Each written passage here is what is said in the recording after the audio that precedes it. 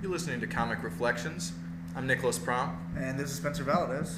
All right, today we are going to talk about Avengers, the movie, among other things. So there's going to be spoilers. If you happen to have not seen it yet, just stop listening now. Come back. You can download it or stream it later. So Absolutely. Okay. We got some other fun things on the table too. But Spencer, you just saw the picture a couple days ago. I did, yeah. All right.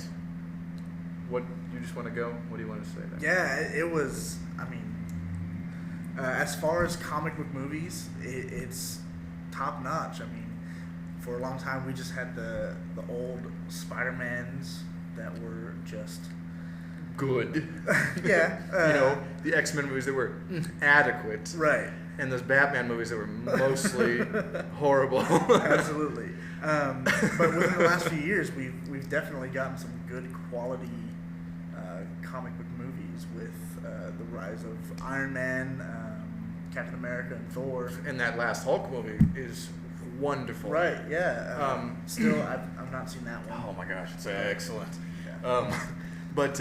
Thor, these movies seem to be getting better and better, and the Avengers is probably the best that has ever been as a comic book movie. Maybe another one, and it's not like it's a little different, but Sin City was. Oh yeah. Previously, I would say that was the best comic book movie. Yeah. That was gorgeously filmed. Every frame looked like it was exactly like Frank Miller drew it and envisioned it. It was incredible. I had not read the comic, but I'd seen the movie. Yeah. And it was, the directing style and everything, and it was just great. Rodriguez is a genius. Oh, and I just found out this morning the long-awaited sequel, A Dame to Kill For, is happening. Oh. The Sin City sequel. They were supposed to do, because when the other one came out, right, they were like, oh, they're going to be filming back-to-back sequels. You're going to have this in the next 2 years. Right. That was 2005. No Sin City sequels, and now it's happening. I'm like, thank you, Jesus. Awesome. And I think Mickey Rourke and Rosario Dawson are reprising their roles. Awesome. So this is going to be solid, Jackson. Big fan of Rosario Dawson. Oh my gosh, she is gorgeous. Foxy. Anyway, sorry. Anyway. Sorry. Yeah. Control yourself, Nicholas. Story-wise, Avengers, yes. Great story. And I just right before we talked about this, I had read the first 5 Avenger comics. Oh yes, that wonderful Marvel Masterworks. Yeah, Stan Lee, Jack Kirby. Oh God, I love Jack Kirby. Yeah, great. It really throws you back to a time before.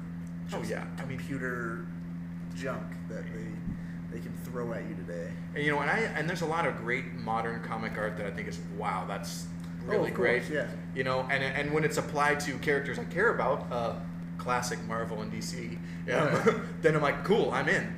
But if it's something new, I'm like, somebody I'm not familiar with, another, I'm less into it. Right. But I love, me, I love Silver Age comics. I love, I love the style of art that you'll see in the 60s. And Jack Kirby is there is no one above him in greatness of comicdom. But yeah, I love those early Avengers stories. And Captain America doesn't show up until, was it issue 3 or 4? Oh yeah, it was a little later that Cap actually showed up. So the Avengers, so Thor, Iron Man, Ant-Man. Yeah, that's Ant-Man. right, and the Wasp. Oh yeah. We're having trouble with Loki. Oh yeah, and the Hulk's in there, isn't he too? Yeah, he is. He's actually being kind of messed with by Loki though, and his magic. Of course. And so, interesting dynamic between Hulk and the other Avengers, and you see a little bit of that in the movie with the tension between Hulk and Thor, Hulk and others. Yeah. And I want to just interject. I love the movie is a different story than these early issues, but boy, Whedon did a bang up job, or whoever wrote it, I think it was Whedon. Yeah. Oh, he wrote it wrote and directed. Beautiful. Yeah. But there's so many great parallels between the introduction of the Avengers as a unit in the original comics and this terrific movie. Absolutely. The lineup is mostly the same. Right. And hey, good enough for me. Yeah, you know? definitely. I mean, they kind of replaced Ant-Man and the Wasp. Well, because they haven't been introduced in the movies yet. Right. Yeah. But they had a great, like backdoor kind of introductions of, I think Black Widow's in Iron Man 2, which I actually haven't seen yet. Oh, really? Yeah, really. Wow. But whatever. Yeah, definitely. I'll see it. I really am wanting to see it more. And Hawkeye was in Thor, so we had those kind of nice, kind of like bringing them in tandem, so to speak. Right. Piggybacking off these other pictures, and then you've got these four major characters like really coming together, and it's so amazing. It's just building. You're just waiting for it through that whole movie. The arguing, and they're like, "Are these guys? Is this gonna work?" Absolutely. And then when it comes together, it's magic. Yeah. Magic. So. Yeah, and I mean, when it comes to story, you can always depend on Joss Whedon. And see, and I think I was telling you earlier, I have never really followed his career. I saw like a couple of episodes of Buffy. I'm like, wow, this is good. Right. For me, it's kind of a chick show. It is. I mean, I never watched Smallville. I know that's not his show, but I watched I'm like, I'm not gonna watch soap opera. Dawson's Creek Superman. Right. But now I'm kind of like, I want to. Yeah. Now I'm kind of like, because I heard that like in that series, God, it's so tangenty, but it's okay. We got time. That they brought in like the Legion of Superheroes and like Green Arrow and Hawkman are in there. I'm like, oh my god, I have to watch it now. Yeah. So note to self, Nicholas, you've got to just suck it up and go watch Smallville now. Right. Yeah. Whedon, though, you mentioned Buffy. I've seen every season, every episode, multiple times. Oh, of course. Yep. He also did Firefly, and I think what really has made me stick with him is his storytelling, and it's evident in the Avengers.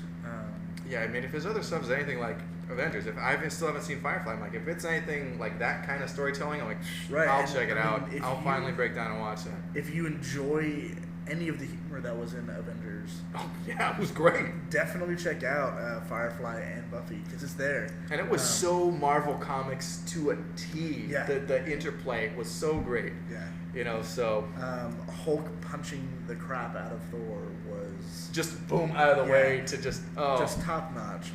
Whedon, and I love him. I will watch pretty much anything he does. He's just a great storyteller, and as a director, he knows what he's doing. Clearly, I mean, that movie was incredible. Absolutely. I mean, it's looking like it's gonna be like the biggest movie of all time or something. Yeah, it's like I think it was like 300 million over the opening weekend or something ridiculous. Like, oh my god, dude! It's like it is gonna sink the Titanic. That's for sure. Yeah, definitely. Definitely. Goodbye, Avatar. No, we'll see, but I mean, it's just massive. Yeah. Massive, and it's great. I think it's wonderful that. Gosh, something other than X-Men or Spider-Man is becoming the big thing. Absolutely. And for myself, I'm definitely tired of Spider-Man. The last three movies were kind of rough for me. I'll be honest. Gosh, especially number 3 is just awful. Yeah. I didn't believe him as Spider-Man. Yeah, he was never like Peter Parker. Yeah. But the thing is, the thing about Peter Parker is he's such an iconic character, and so well done in the comics, at least in the classic, runs. It's just like he's so well defined as a person and believable that it's just like no one could ever portray him and get it right. Right. You know what I mean? It's just like you can't do. It's why you won't see Catcher in the Rye become a movie. How can you really? And people identify with Holden Caulfield, but how can you really be? How could you ever play that guy? Yeah. You know, it's that kind of thing. Definitely. Peter Parker is such a real person to so many people that I mean, no actor's interpretation could ever really do him justice. Right. Definitely. And as the thing about the new movie, I was kind of like, I can't believe they're rebooting it. Why can't they just write a better movie with a new cast and just carry on? The more I've been seeing these new trailers, I'm like, I'm changing my opinion. I'm like, okay, I'm gonna go see this now, and I'm more optimistic. Okay. Because I was like, okay, this Garfield kid seems like kind of a poof. You know, Yeah. I said, well, he seems like he makes Tobey Maguire look like Stallone. Right. But I mean, maybe I'm being a little unfair. I mean, it could be cool, and I'm gonna give it a shot now. Yeah. So I mean, yeah, I'll definitely go out and spend the $8 or what it is. you know, and if it sucks, I'll be the first one to just destroy it on our podcast. Absolutely. So we'll just come on the show and be like, that movie is gay. You know what I mean? Like, sorry for any of our gay listeners. I don't mean it like that. I'm trying to be better. You know, like break myself for that. Yeah. So I mean, like I said, I just read through the first 5 stories of the Avengers. Oh my gosh, yeah. Just to kind of hop back to our conversation about please. Jack Kirby. It's just it's great to see these classic characters really defining themselves as a team. And with Thor's, or excuse me, with Hulk's just distrust of the Avengers and the Avengers' distrust of him. Oh yeah, and it's such a chaotic character because it's like, as a reader, you want like, oh, I want him to be redeemed and like, you know, be a hero, but then it's like nobody. He's so unstable, and he's this element of chaos that creates wonderful possibilities for storytelling because it's like you want to see this guy. Definitely. I mean, he just like, the Hulk's there, I am in. Yeah. But can they get the job done with this guy that is just like, he can't control himself? Right. You know, he's just so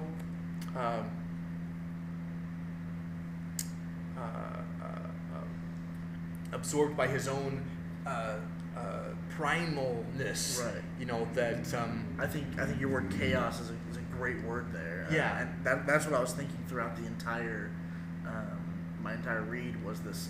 It was really a fight against, you know, order versus chaos, order with the Avengers and chaos through Hulk's actions, and I mean you see that a lot in comics.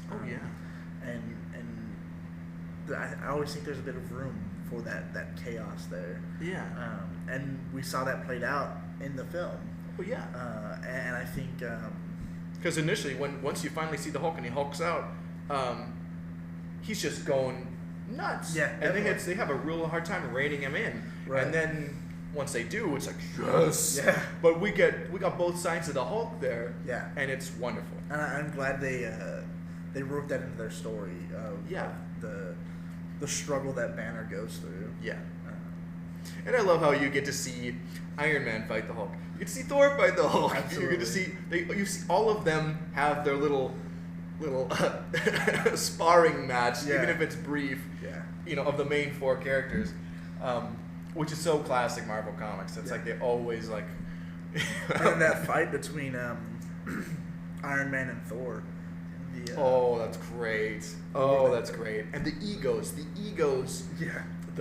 The battling of these huge personality types, you know, and then having to finally they're kind of like learning to just like put some of that to rest to get the job done. Absolutely. Really come together as a team. Phenomenal. Yeah. My wife, my friend Sean.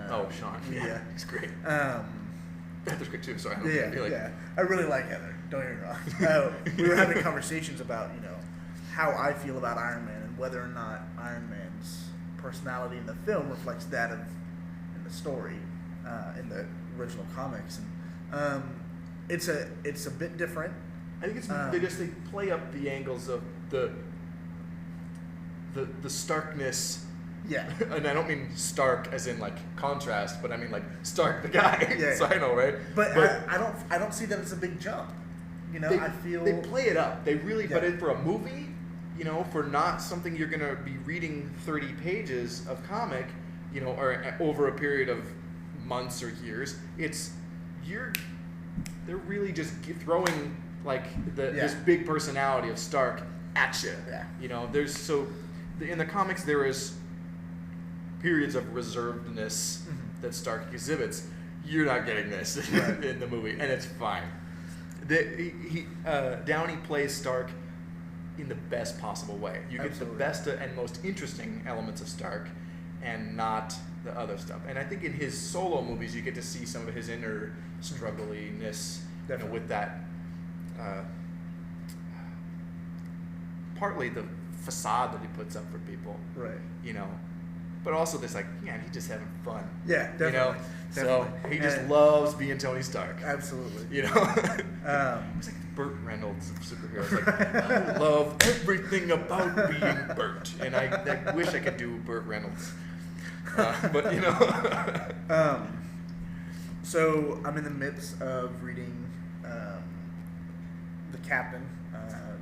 Captain America, the Captain trade. I just read The Nail, and I'm. The Justice League. Oh, yeah. Okay. Yeah. Okay. And one thing that kind of grew from, or it kind of grew up after these Avengers stories, was the idea of not having to explain everything that they're doing and reminding readers why Captain America has to recharge himself, why Thor, while he's Dr. Dr. Blake? Yeah. Yeah. Why, you know, it stops mid-story and says, oh, I have to do this so I can become Thor. I have to stop and recharge myself because there's lead in my, or shrapnel next to my heart. Iron Man. You know, yeah. So it took a little bit for me to get through. You're talking about the early Avengers stories. Yeah, and you notice that Don Blake element is totally eliminated from the movies. Oh yeah, definitely. And I'm like, you know, it's all right. Yeah. I mean, because really, it's basically it's Captain Marvel. Touch a magic thing, say a magic word. Right. You know, it works as a good plot device for comics. So like, oh, he was away from the hammer for a minute, and then he becomes Don Blake. He's vulnerable. But in the movie, it becomes hokey. Right. So it's okay to not have that. Yeah. That's a minor, like, whatever, I can deal. And I mean, even in later comics, you lose some of the reminders as to why they have their powers or why. Well, right, because it's so established. You're like, okay, you know, or you can get it, and we can just go now. Yeah. You know? And I kept expecting that within the first few. Of those early Avengers stories. But it didn't come, and so it was a little rough for me, a little bit, to get through that. But I mean, storyline trumped it. Oh yeah, and that crisp, beautiful Kirby art. Right, yeah. It's like, okay, you know, like, this rules. All right. Gosh, and I gotta talk about that trade a little more. Those first 5 issues of Avengers. Yeah, go for it.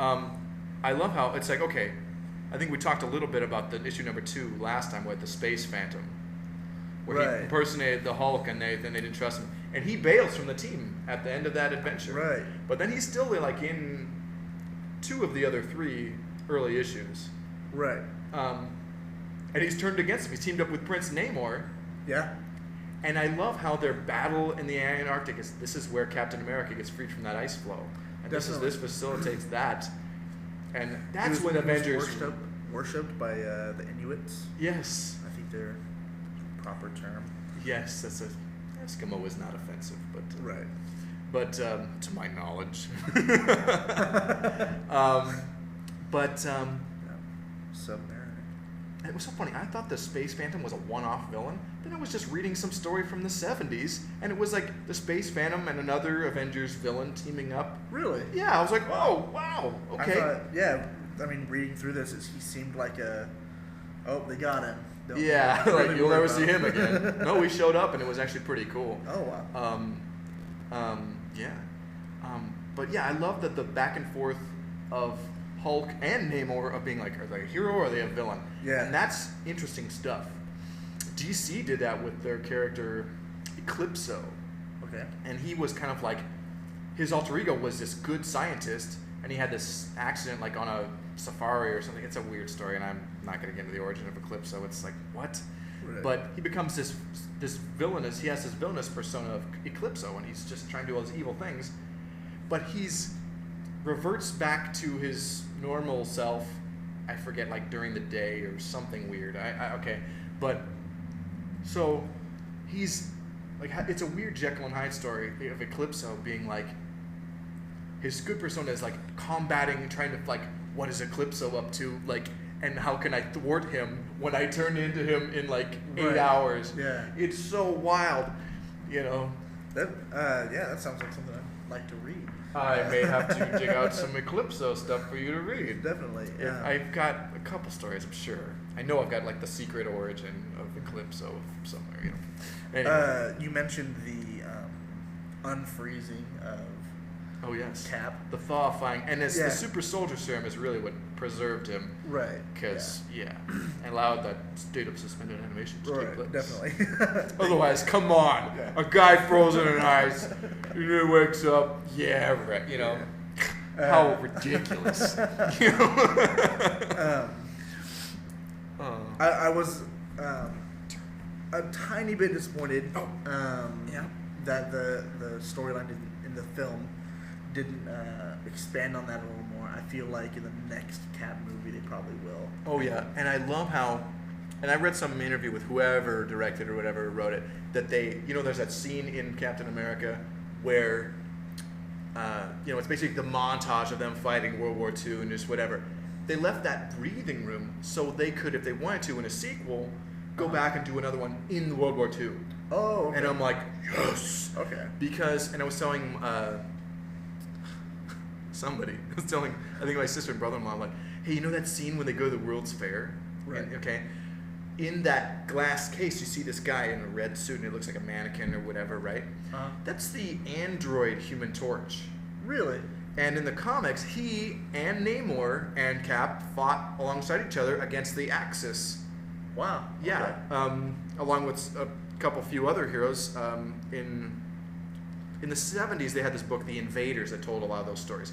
Written by rascally Roy Thomas, who was a great comic writer, and we'll talk about him another time. But in The Invaders, but in the 40s, it was the All Winter Squad.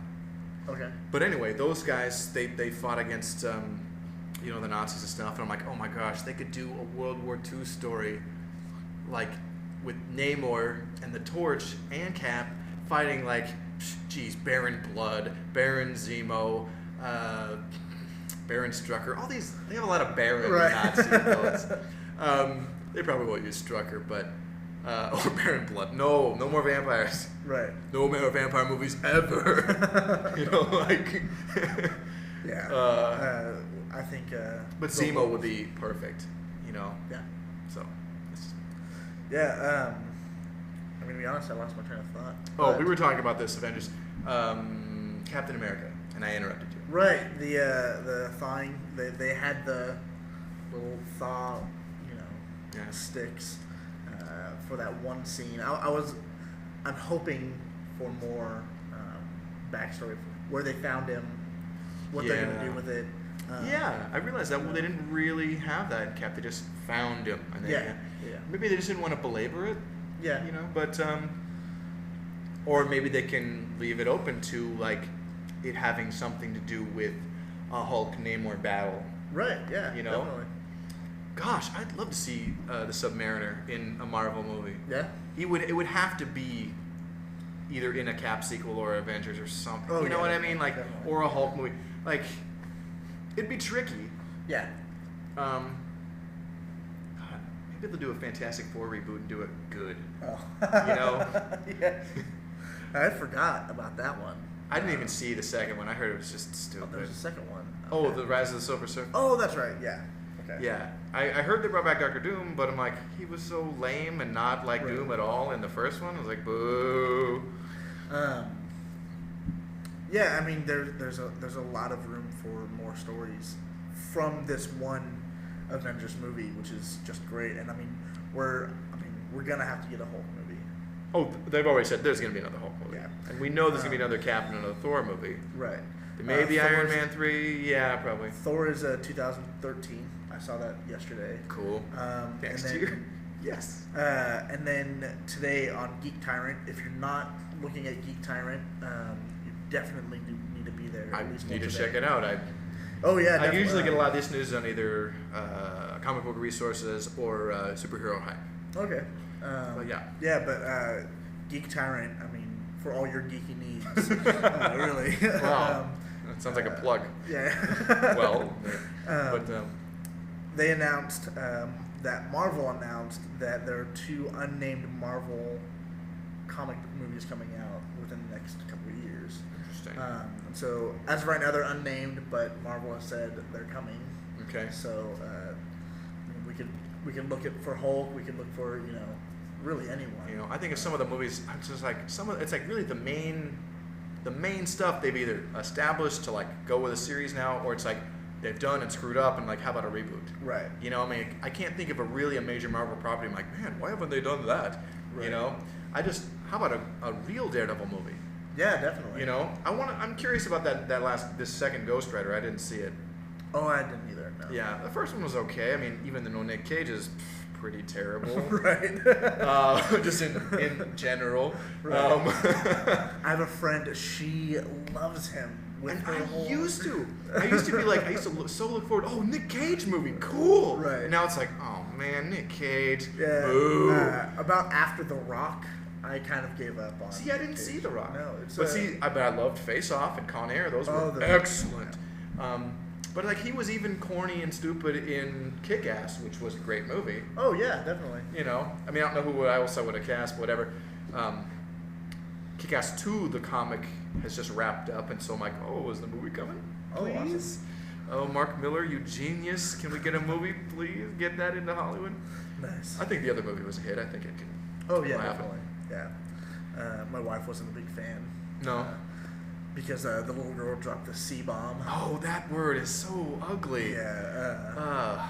But, I mean, the rest of the movie was hilarious. Yeah.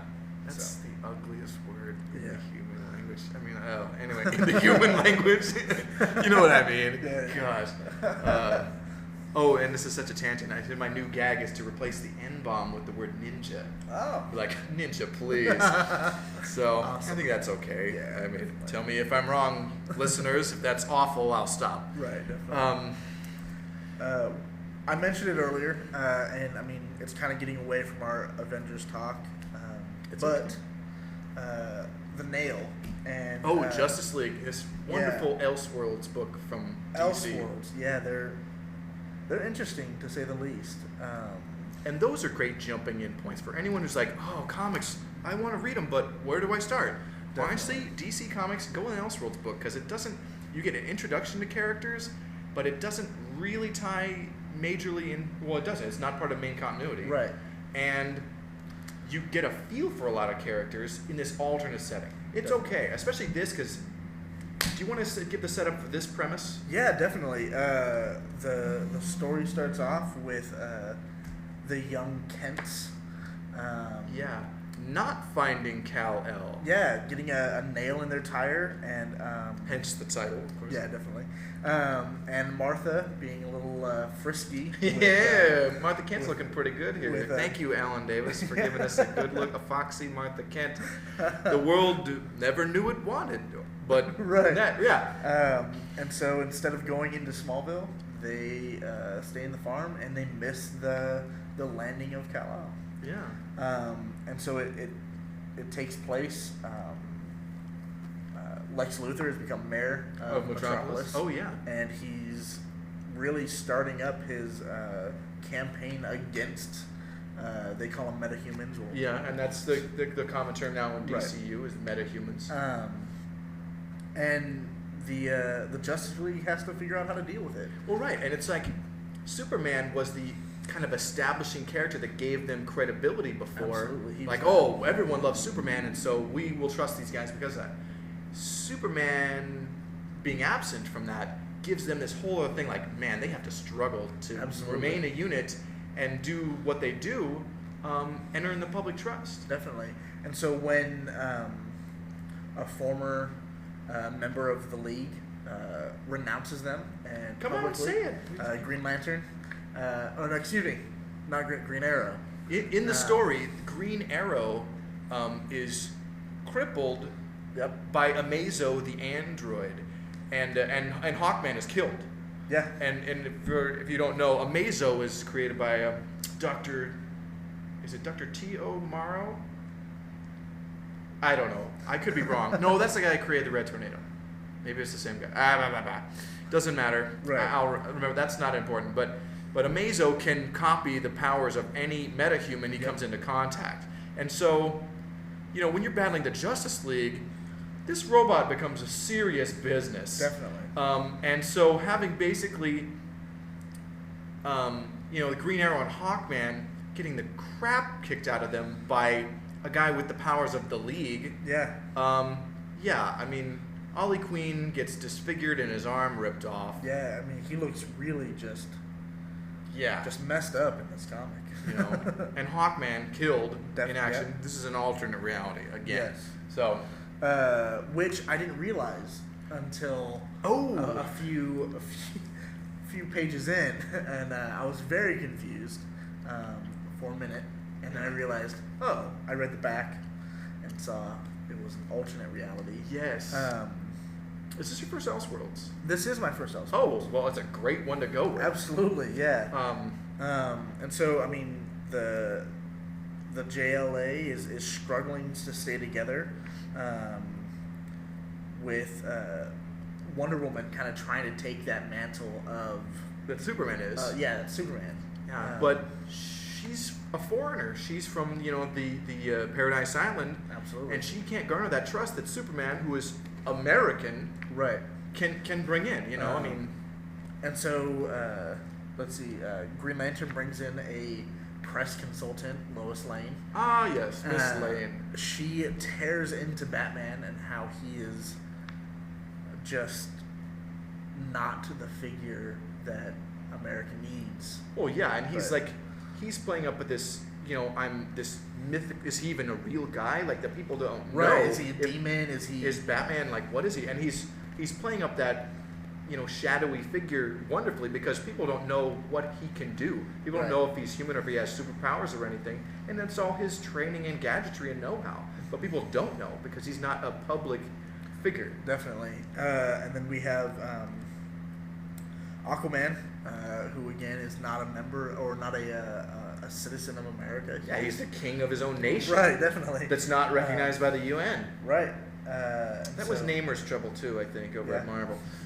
Among other things. Right. But, Prince Namor, you angry fellow. Okay. And then we have those like... well, you got Hawkwoman. She's also she's not of the Earth. She's Thanagar, the Martian Manhunter. Not of Earth.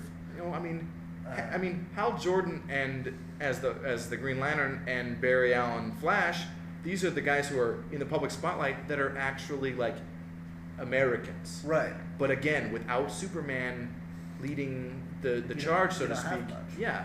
And we have the Atom too, of course, who is cool. Yeah, definitely. Yeah, he has a small story in here, which is pretty interesting. A small story of the Atom? Oh yeah. I love everyone gets their little subplot, and it's great. Yeah, definitely. And so we have... It's a shame you have to meet Adam Strange that way for the first time. That's all I'm going to say. I don't want to spoil everything. Yeah. That's another great character. But this is in the Zeta Beam or in space. You're like, yeah. But anyway, this is a great introduction to DC Comics. Absolutely. For anybody who want to walk in. Read The Nail. Great art by Alan Davis, who did a lot of excellent Batman stuff in the early 80s. I think it was early 80s. You get so many of just these terrific classic characters, and the whole book is just a great homage to the Silver and Bronze Age DC comic characters. I mean, if you have a peripheral knowledge of DC Comics, this has got all the classic characters you could think of, plus classic ones you really ought to know. Just definitely hopping in and will want to know more about, like, who's Metamorpho, and what's the deal with the Ocean Master, things like that. There's great stuff. It's such a rich book. You get your classic meta villains, I guess. We'll just say super villains. Super villains. I'm not gonna say meta villain right. in my life. Never again. So. You get your classic Lex Luthor, your Joker, your everyone really, and at points they're working alongside some of the members of the JLA. Yeah, what is the plot again? I mean, against the metahumans. What is the main? Well, just that you can't trust them. And the city gets lost in the wake of saving themselves. The metahumans saving them, and so buildings and people are injured. Right. And they kind of get the blame, unfortunately. Right, definitely. But I meant like this alien menace that's going on. Oh, I don't want to give it away because the mastermind of this is like, are you kidding me? Yeah. Will be a surprise, and you'd be like, what? Yeah. And so it's hard to jump in that without giving away. Yeah, this is definitely, go read this. There's also a terrific sequel. Well, I've read the first issue of the sequel, and it was cool. And I'd be giving away the ending of this if I kind of tell you what that was kind of going on. But it builds off of this in a fun way. Gosh, I wish this had just been an ongoing title because it's such a neat little world. Just read The Nail, Justice League of America. And, Alan Davis, Mark Farmer. Yes, and if you enjoy that, go and read the sequel, which is called Another Nail. Great stuff. Absolutely. Okay.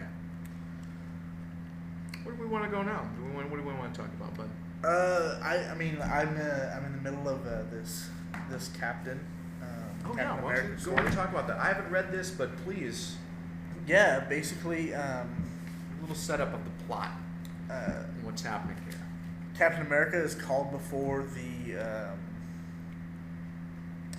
a commission from the government. The government. And they call into question his actions of the last few years. Okay.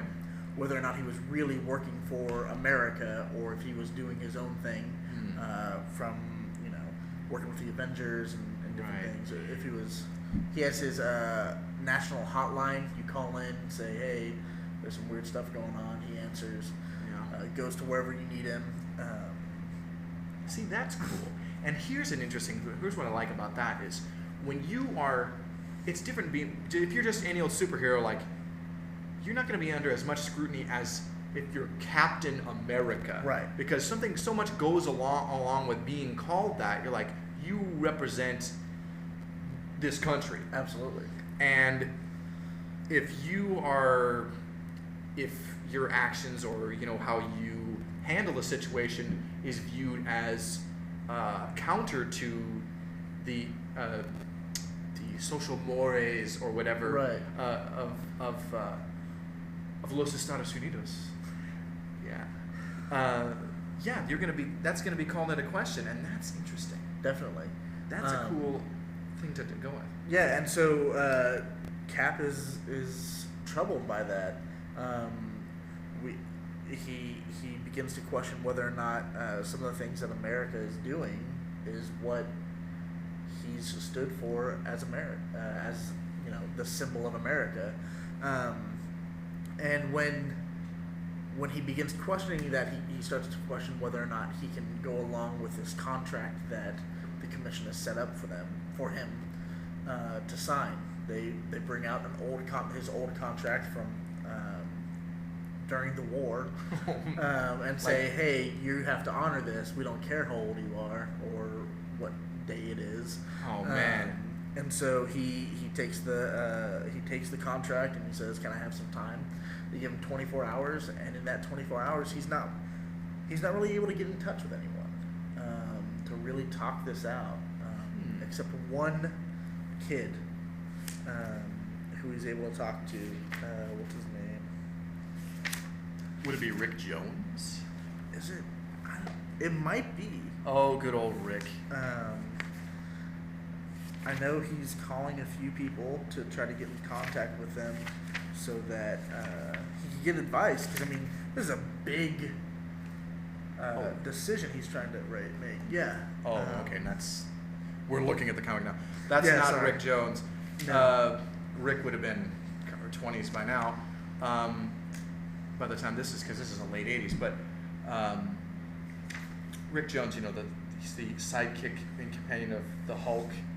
And, right, yeah. And then of Cap. That's why he was as Snapper Carr was the teen sidekick to the Justice League in the Silver Age, so was Rick Jones the teen sidekick to the Avengers and kind of. And he has his network of ham radio fellows who are in contact all the time. But yeah, he's. Oh, the Teen Brigade. Yeah, the Teen Brigade. Oh, yes, that's right. But yeah, so Cap is in the middle of trying to make this huge decision whether or not he can carry out the things that the government's wanting him to do. And I mean, this is in the time of President Reagan. When you mess with President Reagan! Right. Oh, sorry. For anyone who listens to the Dead Kennedys, you may be alone in getting that reference, but... And so, I mean, he's questioning whether he's going to be sent down the fight with the Contras. Oh, man. And so, I mean, oh boy, whether or not that is something he can agree with and fight alongside. So he's really questioning these things. Cap, stay away from Ollie North. That's just words to live by, And so he decides, you know what, he's going to give up the Captain America hero, and he's going to do his own thing. Okay. And so. The commission needs to start finding a new Captain America, or America's not going to have a symbol of its own. So they find Johnny Walker. Oh boy! Another guy who had been pumped up by the second super soldier serum. And there was like a remake. Was it synthesized from a sample of Cap's blood? It doesn't really go into it. Just that there's a group of about 6 guys who were. Injected with the serum, and he bursts on the scene as the Super Patriot. Yes, okay. He thwarts a guy who had perched up on top of the Washington Monument. So an assassination plot of some kind. Not necessarily. He finds out about the guy up on the Washington Monument, and his manager. Decides this is a good opportunity for you to kind of come out of your shell as Super Patriot. Oh man, why does a superhero need a Colonel? Right. Colonel Potter. What was it? Elvis's manager, the Colonel. Oh yeah. I was trying to remember. Just blew that joke. Right. But when he takes up the Captain America mantle. Yeah. The government makes him drop his manager and drop a lot of the stuff, and that comes back into play. There's a little blackmail going on, and so Walker does become Cap for a while, and I will say, and I'm sure longtime Marvel Comics readers know, he did become the U.S. agent and would fight alongside Steve Rogers, who returned to be Captain America. Cause and I mean, nobody wants anyone to be Cap but Steve Rogers. We're as of right now, I'm getting back into the Steve Rogers storyline. A lot of it was the buildup of how Johnny Walker becomes the captain, his training, and his first fight against the Watchdogs, who are a crazy extremist right-wing group who blow up adult bookstores and set fire to libraries if they have inappropriate literature. Goose-stepping morons like you should try reading books instead of burning them. Exactly. Yeah.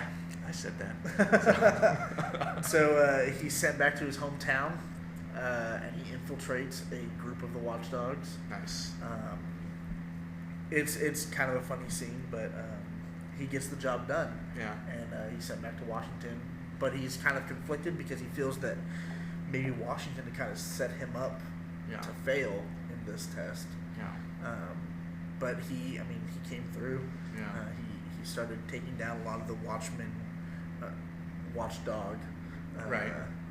organization, Yeah. and then it jumps back to Captain, and we're introduced to Brother Nature. Brother Nature? Yeah. Can you talk about Brother Nature? Yeah, a little bit. He was a ranger, a park ranger at one point. Okay. And then he saw and got word that the government had given away some really beautiful land, and there were redwoods that are older than the United States in this land, and they were just going to be chopped down. And so, after trying to fight it the legal way, he decides, after failing that way, he's going to take matters into his own hands. And so he actually becomes an eco-terrorist. He does everything he ever learned from the eco-terrorists as a ranger, but then is caught by a group of loggers, and they beat him. And Boston Loggers? No, terrible. I'm sorry. They beat him. They think they kill him, and they throw him in a pit and cover him with a bulldozer. But Mother Nature comes and saves him. Not as a person. No. Okay. But endows him with the powers of nature. Interesting. And so Steve Rogers doesn't have to, but he finds himself in a place where people are going to go and try to kill Brother Nature, but realizes this might not be a good idea for them, and so knocks some sense into him, and then actually confronts Brother Nature himself. They have a pretty cool fight. There's deer involved. Hey, that's always fun. A large bear he has to fight, and actually takes the bear on. Then they have does? Nice. Yeah, Steve Rogers.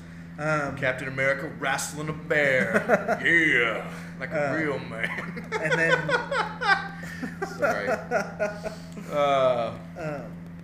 And then Steve Rogers and Brother Nature have kind of a heart-to-heart, and they both realize that they've kind of been betrayed by their things they love so much.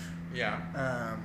And that so this is a soul-searching Steve Rogers. Yes, definitely. Oh, cool. And whereas Brother Nature went the chaos route and started fighting back and doing the illegal actions. Yeah. Steve Rogers in the Captain American way, went the right route and decided, he can't just go and fight the commission or fight for his position back as Captain America, because that's not what Captain America stands for. Right. And so that's actually kind of where I left off in this story. It's all right. I'd be curious to hear more about this as you progress through it. Absolutely. So, for any of your listeners, if you want to, unfortunately I don't recall the issues or if it's in a trade, but during, this is probably back in 1990, during Captain America's, and it's Steve as the captain, again, I think he's just taken over from Right. Walker, or like he becomes Cap again after Walker has become Captain America. Right. But Steve and it's in this storyline called Streets of Poison, and he's fighting. I think it's crazy because the Kingpin and the Red Skull are like at war with each other over okay, that's awesome. Right. Okay, over like some drug territory kind of thing, and it's like meth, I think. Okay. Yeah, and it's 1990, so like, whoa, man, Yeah. what's that? That's what they called it, ice. This sounds so old.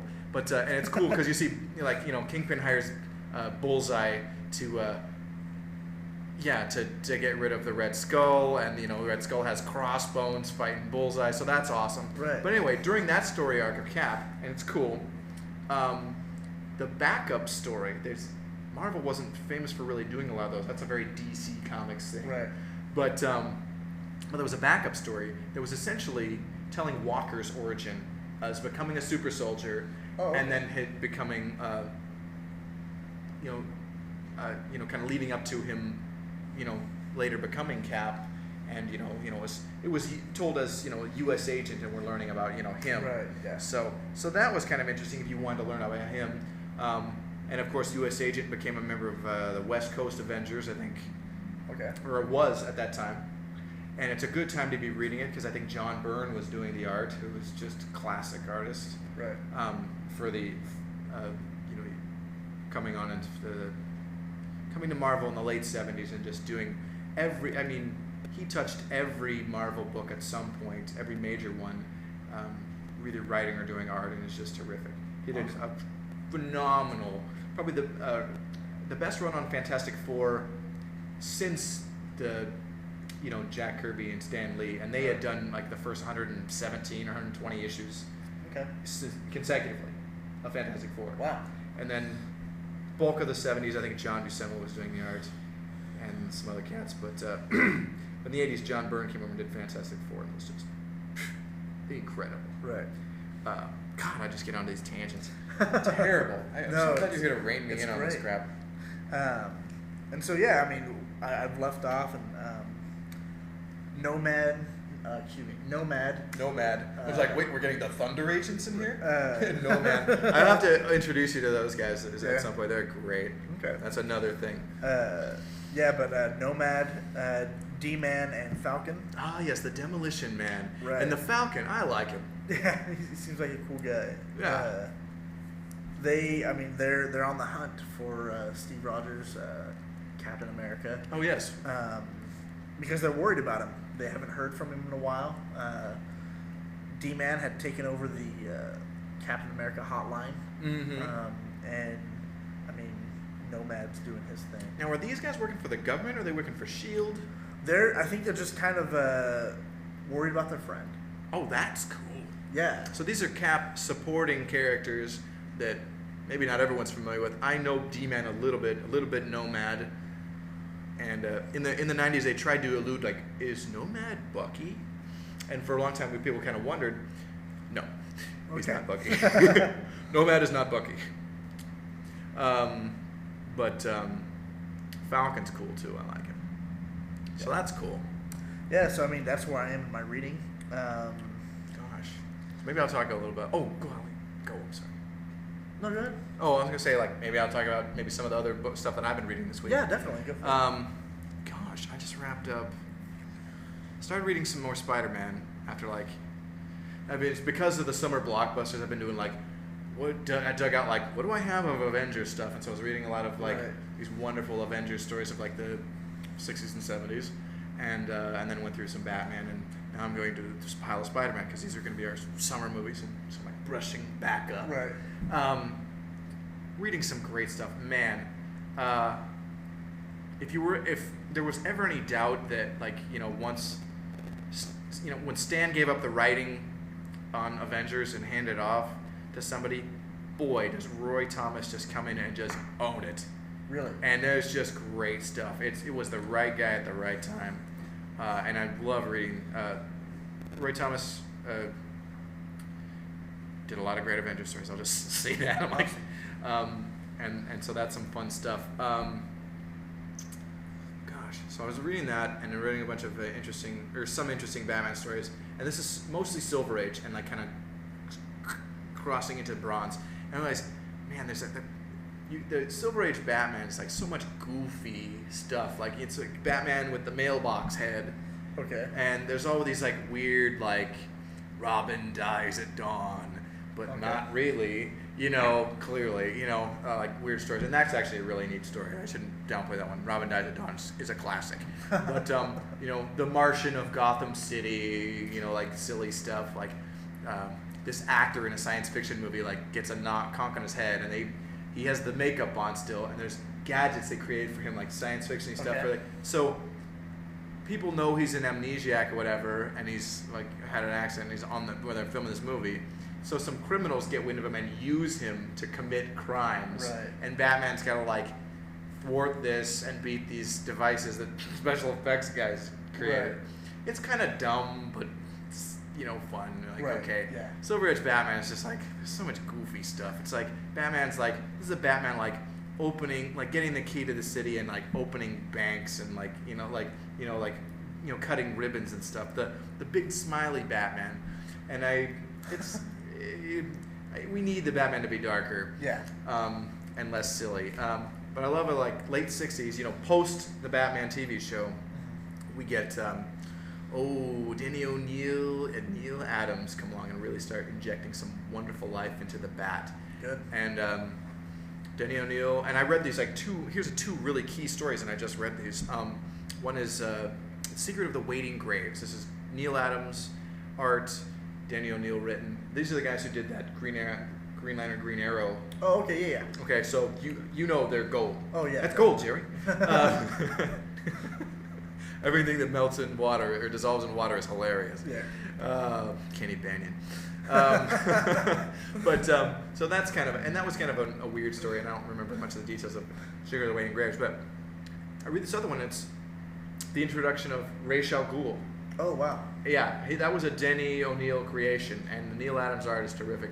I think he makes an appearance in The Nail. Yes, he does. Yes, in The Nail. That was, they're really bringing out all the major players. Oh, yeah. I mean, did Vandal Savage show up in that? I figure like he should have. I can't remember. It's okay. It's totally possible. Yeah, it's been a while since I've read that. I meant to reread it, but anyway, and somebody's telling me I heard this that because I was remember in Batman Begins, the movie. Yeah. Okay. When Liam Neeson refers to Ray, she says Ra's al Ghul. I'm like, oh, the one thing they did wrong. Right. Was say it wrong. It's like somebody needs to correct Liam Neeson. Hold the phone. I'm listening to this other podcast, Comic Geek Speak. It's like oh my god, these guys podcast almost daily, and they're wonderful. That's a great resource. Right. Go listen to them. But and they're saying that Denny O'Neil is actually like the guy who created the character. Is like, no, it's not Ra's. The animated series that defined the character for me got it wrong. Oh, wow. And I'm like, damn it, I refuse to say Ra's al Ghul. It sucks. You're wrong, Denny O'Neil. The David Warner voiced Batman the Animated Series Ra's al Ghul is all I'm gonna say. I won't change for you. Definitely. Yeah. Sorry, it's just no. I won't do it. But anyway, so yeah, I read that and it's a cool story. Yeah, definitely. So the introduction of Ra's al Ghul, and a great new blood into Batman mythos. Okay. Yeah. So yeah, and so these are some of the comics I've been reading at home here lately. Okay. Oh, and I just read this great. I've been reading some of these interesting old Spider-Man stories too. Reading one, it's Spider-Man Annual number 5, and he's goes to find out what happened to his parents because he find out they were spies or something. He finds this thing that says, oh, they were traitors. Oh. And so he goes to find out the truth. He goes to Europe. He borrows the Fantastic Car or something from Reed Richards. Right. It goes to Algeria to find out, and so to find out the truth. And I won't spoil it for anybody who hasn't read it, but he does come face to face with the Red Skull. Oh, wow. This is the villain of the beast. So yeah, he's in Algeria. Oh, guess where the Red Skull was hiding in the 70s? Right. In Algeria. Or for a time. But anyway, so he's going to find out the truth about his parents. Okay. And he meets the Red Skull. Oh my god, that's so cool. So cool. Quick question. Please. Totally off what you're talking about. Oh, okay. Do you know the plot line behind the new Spider-Man movie? It's another origin. Okay. I think they're gonna stick to it, and the villain's gonna be the Lizard. Okay. Which they were. It's so funny in the trilogy that they've basically cast aside. Dr. Connors was in there waiting in the wings to become the Lizard, right. And they just never did it. So, and now they're just gonna roll him right on out.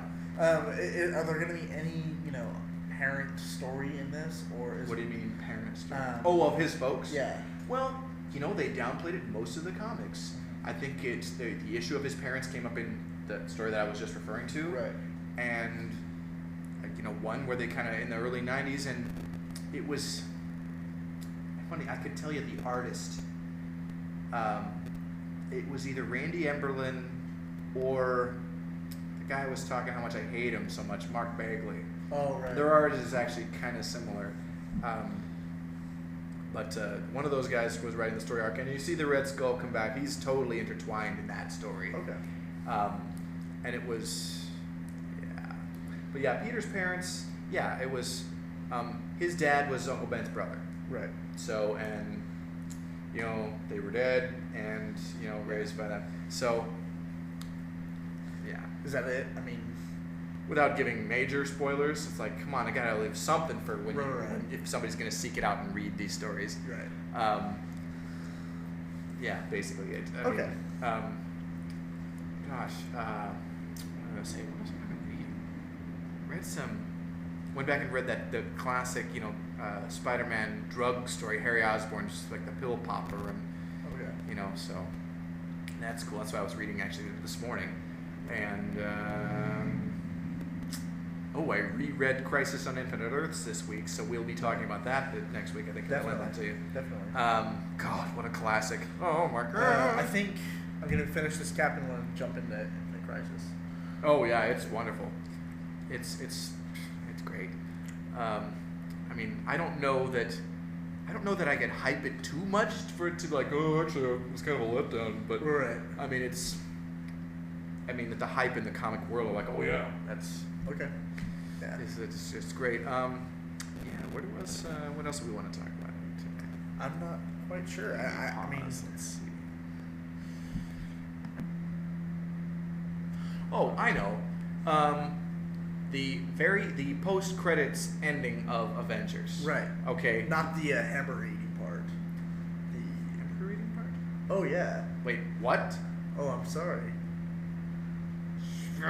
What? I'm so sorry. I mean, there's a. Are we talking about the villain reveal?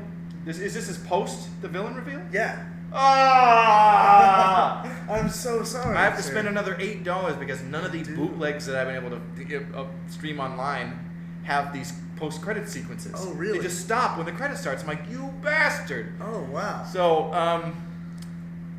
I'm so sorry. Okay, there's a second thing. There is. Okay, well, anyway, we were going to talk about the villain reveal. The same was, there's no story behind it. Is it just funny? It's just a funny scene. Okay, so it's nothing. It's nothing. Then you can not tell me, and I won't be mad, because I would like to just be surprised by it. Yeah. But the villain reveal on the asteroid or whatever, after Loki's been taken to Asgard and the Shatari villain is talking, and then you see who he's talking to. That is Thanos, the Mad Titan. It is not Apocalypse. It is not the Red Hulk or whatever any of you goofballs who never read a comic in your life might think. It is Thanos, and holy crap, this guy worships death, and that's why he smiled, because he says it is to court death, because the Shatari had been so humiliated by the people of Earth. Yeah, this guy is a power-mad loon. He wants to destroy all life. Wow. To please the living embodiment of death, who he is in love with. Oh. So this guy is crackers, and he's powerful as all hell. Right. And he wants more power. In the early '90s, again, this is so much I would go back to that because this is when I was reading comics. Right. Before the '90s collapse of like just too much terrible comics coming out. That's a whole other podcast. But there was a story, the Infinity Crusade, and Thanos was on the quest to get this gauntlet, the Infinity Gauntlet, and then they get all these gems that fit into like the knuckles of this, and it presented him with the power, the reality-altering power, just a complete godhood, like just to control everything. And essentially that was so he could just kill everything and everybody. And I think he wanted to do it personally, not like, I will just wipe out all existence. Right. No, he wanted to go and kill everything that ever walked. Wow. Like he was a loony. And now it's been 20 years, so since I've really touched that, so I remember a scene where it was like, oh, you killed Spider-Man.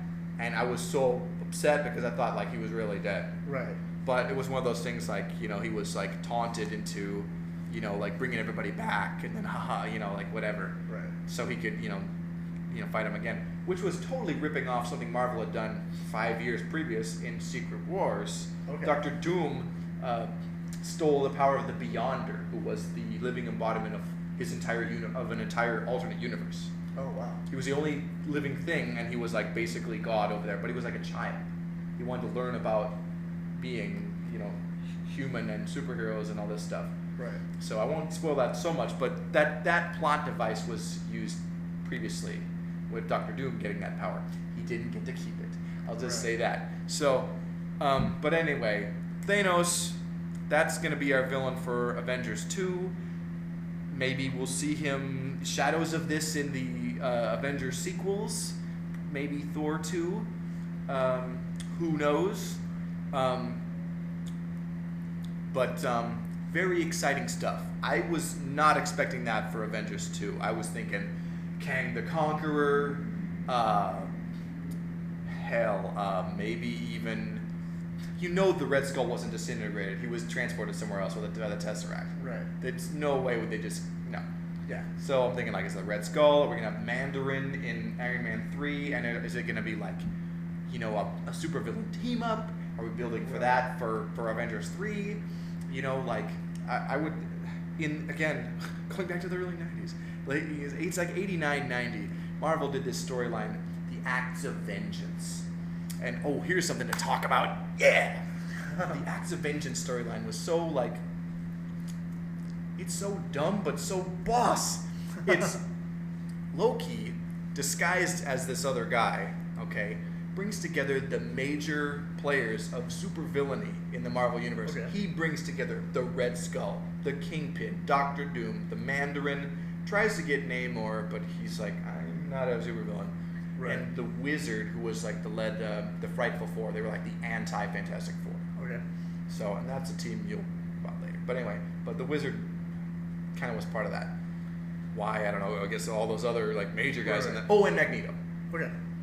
And all these guys, and it was like, let's team up to destroy the Avengers and the superhero community at large. And the big thing is there's a supervillain prison, the Vault, and also the island, and everything's okay. They plot and they spring every supervillain that's in prison. Wow. And the idea is to throw villains against heroes they haven't fought, or that haven't fought them and didn't know how to beat them. So you get there was this other team of villains that was kind of an evil Fantastic Four, the UFOs. You see them fighting guys that you would never see them fight before, that kind of thing. And it's kind of a good idea to sell comics, but not as what? It's like, look, it's not like these superheroes are oblivious to each other. Yeah. Just because they've never fought them doesn't mean that you don't know, I've read about the Trapster, I can take him out, whatever. Right. And during the Acts of Vengeance, also Spider-Man briefly got this Captain Universe power where he got cosmic powers. Oh, wow. And you only get that for a day or a week or something, and then it goes to somebody else. It's a dumb plot device. It's something stupid that Marvel came up with. But anyway, Spider-Man got cosmic powers. And then, so he's fighting villains that are way above Spidey level. I mean, I think he fought Magneto or something, but I'm not sure if that's even right. But you see, here's another example: the Punisher and Doctor Doom. Weird. Yeah, these kinds of examples. I remember part of the Acts of Vengeance where it's Spidey. He has fought this bunch of villains and kicks the crap out of them, but then loses that Captain Universe power, and then he has to figure out okay, how do I defeat with just my regular powers? How do I defeat Graviton and Titania and the Trapster and Goliath? These guys are some of them are at his level of villain combating and not. Right. I mean, Graviton is a guy that gives the Avengers a hard time. Right. Okay. And Graviton is neat, although he always looked so dorky, but he is seriously powerful and seriously evil. Right. I don't know if you've watched the Avengers Earth's Mightiest Heroes animated series. No. Oh my gosh, watch it. Okay. I'll send you a link to start streaming the show because it's great. Okay. But they do a two-parter where somebody springs Graviton, and it is this epic battle. Really? They made him. It's like they changed Graviton for the cartoon series, but it was excellent because they made him cooler than he'd ever been. Right. And the Avengers. I'm just gonna pimp this. The Avengers animated series that's going on right now is, I would say, as good as Justice League Unlimited was. Wow. I mean, or it's darn close. It's just, it's so good. You know, I don't know. Do you watch Young Justice? No, I'm not. Oh my gosh. The new season has just started up. There's a few episodes in, and it's like there's all these amazing reveals. Like no way. Right. You know, and last season was like it started off like this is cool, and then just gets incredibly awesome. Like by the end of the series, it's like, oh gosh. These two shows I watch religiously. Because I'm like they're both excellent. Right. I wish Marvel and DC each have another animated series going on right now. Okay. Ultimate Spider-Man, which is like, oh, it sucks, it's so corny, but I do watch it. Right. But I get so mad at it. It's just like lots of just like stupid crap instead of like being serious, you know. But if you watch it, you'd be like, oh man, lots of like really cartoony asides and like dorky, like trying to be like hip lingo, like it's almost like cowabunga, dude. Spider-Man. It's Right. so lame, Right. and it's really disappointing, because really we haven't had a great Spider-Man animated series like ever, Right. except for like maybe the 1967 show. Okay. You know, the Spider-Man. That one is probably the truest of the comics. Wow. The one in the 90s, just the animation's so bad. Right. Even though that series was pretty good. And then the DC's got the Green Lantern animated series. You know, the animated series. Oh, okay. And aside from their dubious choice of animation style, they do it kind of like that CG. Okay. It's all right, but the problem is, it's like, okay, it's Hal and Kilowog in deep space with their spaceship that is a person now. It's like it's an AI intelligence, Okay. and like a Red Lantern, and they're like basically fighting Red Lanterns and random aliens on their way back to Oa or something. But what sucks about that show is like we're not. It's just there seems like they're fighting random aliens or like random Red Lanterns instead of like, come on. How about Sinestro or Right. Star Sapphire? Let's have Yeah. like real Green Lantern villains, real supervillains that like someone who has read comics is going to care about. Right. Instead of basically fighting the same guys in the same red uniforms every episode. Right. So I've lost interest in that series. Hopefully it'll pick up and get better. But yeah, nah. But anyway, Young Justice is awesome, and Avengers Earth's Mightiest Hero is awesome. Yeah, I'll have to look those up. Yeah, they're excellent. Yeah. Anyway, this is just kind of random. So, you have anything else, or maybe we're about ready to wrap up? I think we today? could wrap. We do have our new. Oh yes, we have a fan page on Facebook. It's facebook.com/Comic Reflections. Definitely. So please check us out. Come like us on Facebook. Yeah, definitely. We have a blog spot in the works, and perhaps even a YouTube page. Okay. So, but I'm going to try and get those up this week. We'll see what happens with that.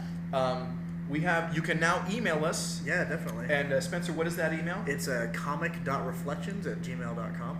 And please, if you're listening to this and you want to talk to us, just drop us a line. Tell us how we're doing, what you'd like to hear on the show. Yeah. Questions, comments are always. Yes, anything.